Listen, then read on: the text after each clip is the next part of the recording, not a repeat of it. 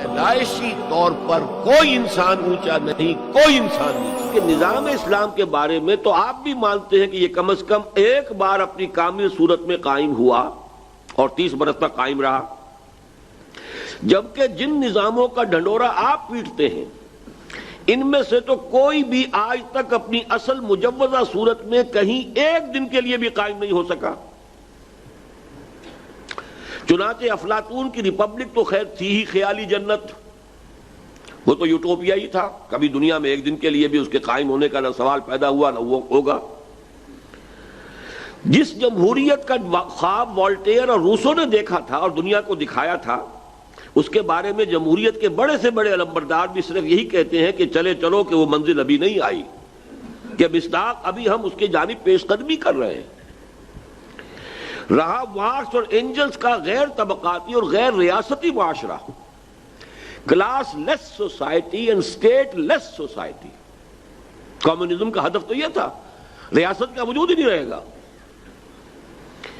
تو یہ خواب تو اپنی تعبیر کی ادنا ترین جھلک دکھائے بغیر ہی تاکہ نسیان کی زینت بن چکا ہے۔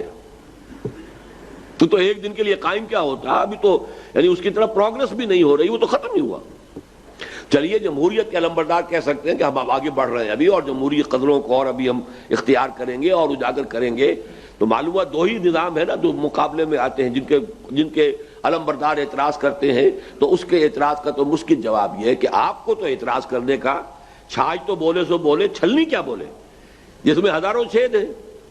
تمہارا نظام تو ایک دن کے لیے بھی قائم نہیں ہوا کہیں۔ لیکن اس کا اصل جواب کیا ہے وہ سمجھ لیجئے، وہ یہاں خلا ہے اس میں۔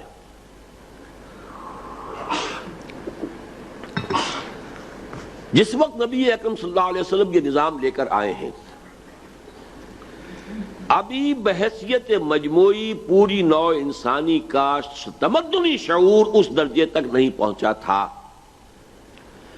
ایک جھلک تو دکھا دی ہے، حجت تو قائم کر دی کہ یہ نظام عملاً قائم ہو سکتا ہے، یہ یوٹوپیا نہیں ہے، یہ خیالی جنت نہیں ہے، اور اس کو بھی کر کے دکھایا خالص انسانی جد و جہد سے، قربانی سے، محنت سے، مشقت سے، ایثار سے، جانیں دے کر یہ حجت قائم کر دی۔ لیکن ابھی نوع انسانی اجتماعی طور پر اس کے لیے ابھی تیار نہیں تھی۔ یہ اس کے اعتبار سے ابھی آؤٹ آف پروپورشن چھلانگ جس کو ہم کہتے ہیں، یہ ہے اصل بات۔ لیکن یہ کہ اسلام نے اس روح کو بیدار کیا، حریت کا تصور، ذرا تصور تو دیکھیے، تصور کیجئے کہ سعد ابن ابی وقاص رضی اللہ تعالی عنہ اپنے مکان کے باہر ڈیوڑی بنا دی، گورنر ہیں ایران کے، اور صرف گورنر اس وجہ سے نہیں ہے کہ ایسے ہی کسی نے ریوڑیوں کی طریقے سے گورنریاں تقسیم کی ہے، بلکہ خود فاتح ایران ہے اس لیے گورنر ہے۔ صرف ایک کام کیا، اپنے گھر کے باہر جو ہے ڈیوڑی بنا کر ایک پہرے دار کھڑا کر دیا، اور ووٹ ڈانٹ گئی ہے حضرت عمر کی طرف سے رضی اللہ تعالی عنہ۔ اے سعد، لوگوں کو ان کی ماں نے آزاد جنا تھا، تم نے انہیں اپنا غلام کب سے سمجھ لیا ہے؟ اور جو گیا تھا ایلچی، اس کو حکم تھا پہلے جا کے اس ڈیوڑی کو آگ لگا دینا، پھر یہ خط دینا سعد کو۔ اور یہ سعد ہیں کون؟ جن کے بارے میں غزوہ احد میں حضور نے کہا تھا بے ابی انت و امی یا سعد، جب یہ تیر چلا رہے تھے اور کافروں کو دور رکھ رہے تھے حضور سے، جبکہ نرغہ ہو رہا تھا، تو حضور نے فرمایا تھا میرے ماں باپ تم پر قربان ہو جائیں۔ یہ الفاظ کا حضور نے کسی اور صحابی کے لیے نہیں کہے۔ سعد ابن ابی وقاص وہ ڈانٹ گئی ہے، وہ مساوات کہ ایک خادم اور ایک خلیفہ، ایک اونٹ، ایک منزل میں خادم آگے اور خلیفہ اوپر، اور اگلی میں خلیفہ آگے آگے چل رہا ہے اور خادم اوپر براجمان ہے۔ تو یہ جو کر کے دکھا دیا۔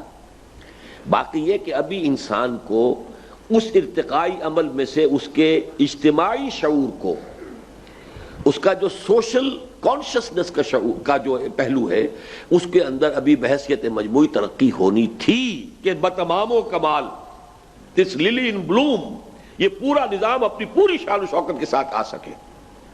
اصل تو ہے بات یہ، لیکن یہ ہے کہ معترض کا منہ بند کرنے کے لیے جواب وہ ہے جو اس میں آپ نے پڑھ لیا۔